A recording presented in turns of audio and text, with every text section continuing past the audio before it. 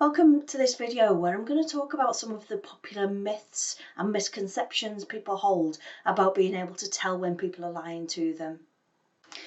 There's many popular false beliefs about how to tell when somebody's lying to you. For example, some people think that if a person's unable to hold eye contact while they speak to you, that's a sign of lying. Some people also think that if a person shifts in their seat a lot or touches themselves, twitches their face a lot, it's a sign that they're lying. Before we go any further though, I've got a confession to make. I'm a liar. I lie every single day to people I don't know, as well as to my loved ones. And you might be sitting there thinking, wow, that's terrible. I'd never lie.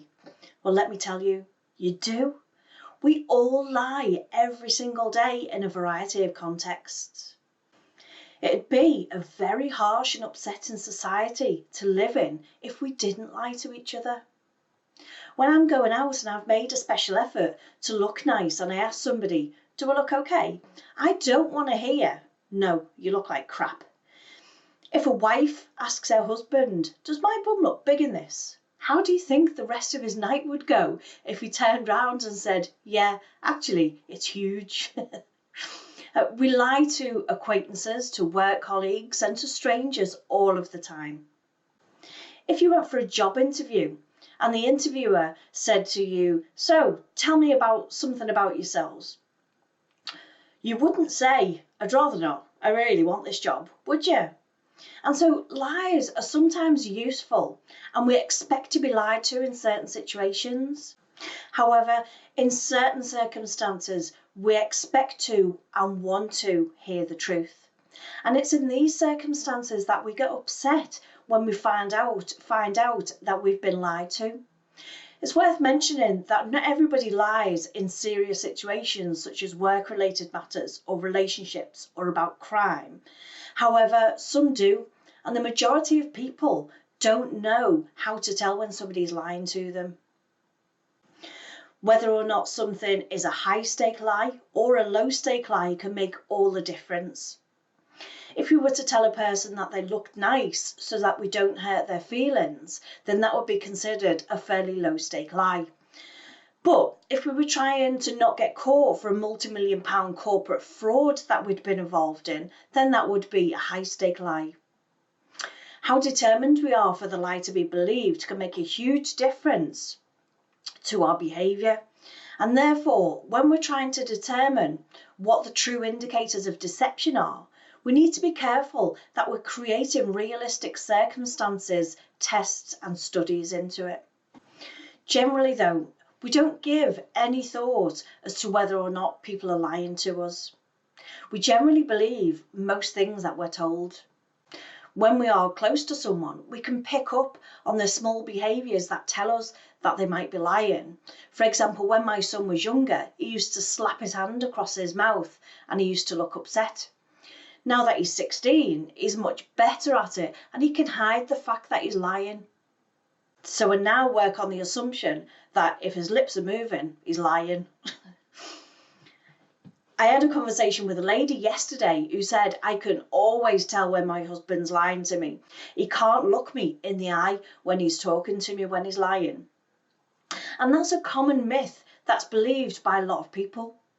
They think that the person is lying and can't hold eye contact because they're trying to conceal something. Another popular belief is that liars look up and to the left when they're lying. But there isn't any scientific evidence to prove that that is the case when a person is lying. I was really surprised when I was discussing this with a friend to learn that that particular myth is even taught on a foundation degree course as fact. The tutors suggested that it depends on what part of the brain is active as to whether people looked up to the left or looked up to the right when they're thinking about their response. But there isn't any scientific study or evidence to suggest that that's true at all. Of course, it makes a big difference how well we know the person when we're trying to detect deception. People tend to have characteristic ways of behaving and speaking in different circumstances. Some situations might make a person more uncomfortable or anxious, and they're likely to talk faster or at a higher pitch. Or maybe they might even be slow to respond in such situations. So when we know how a person habitually behaves, then it's easier to tell when they're acting different.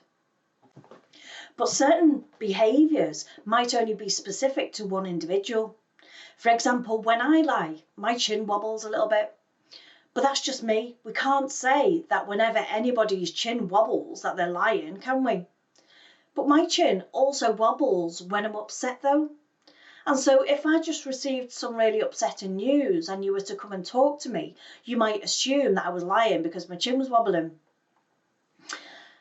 As another example, a lady said that her sister always rubs the side of her nose when she lies. So does that mean that every time she rubs her nose that she's telling a lie? What if she just had an itchy nose? Another myth of how we can tell whether somebody is lying or not is to look at their body language when they're talking. A lot of people believe that if a person can't sit still and touches themselves quite a lot, then the person is uncomfortable with what they're saying and therefore it must be a lie. And that's a complete myth. It's normal and natural to move around. A person might shift in their seat because they're in pain or they're uncomfortable. In fact, if a person's talking to you and they show a lack of body movement, then they're likely to be lying. Liars tend to need to put a lot of concentration into recalling the script of a lie. And they've rehearsed that lie over and over. And because so much effort is going into recalling that information, there's usually less upper body movement. Any scientific study within psychology usually begins with a study which is carefully designed to measure the phenomenon that we're looking at. So in simplistic terms, when we study the behaviour of liars, you would maybe want to invite a bunch of people in and ask half the people to tell the truth and half of them to tell a lie, and measure the different body language, the tone and pitch and the content of their speech, or in fact any differences that occur between the two groups. However, as I mentioned at the beginning, whether a lie is a high stake or a low stake lie would have an impact on that person's behaviour. We wouldn't be able to create realistic high stake liars. So we couldn't ask somebody to go out and do an armed robbery and then come back and tell the interviewer that they did or didn't do it, could we? But one way in which we could overcome this is by looking at things like footage of TV appeals which have been put out for missing persons by their family members. Sometimes it turns out that the family member making the appeal has killed the missing person and is later convicted. And by comparing true and false media appeals, we can begin to unravel the various behavioural differences between truth tellers and liars. We can also design studies with various incentives for the participant to want to get away with the lie, and that way they would be more motivated to be believed. There is some evidence that facial expressions can help in identifying when somebody is lying. However, these facial movements are not always obvious. They can be really small movements of the facial muscles and they can be difficult to spot. And these are known as microfacial expressions. The micro movements themselves don't indicate deception, they show different emotions. And when the emotions don't match the content of what somebody is saying, it's likely then that they're lying. For example, if somebody was talking about a party they went to, saying how much they enjoyed it, then they're likely to be smiling.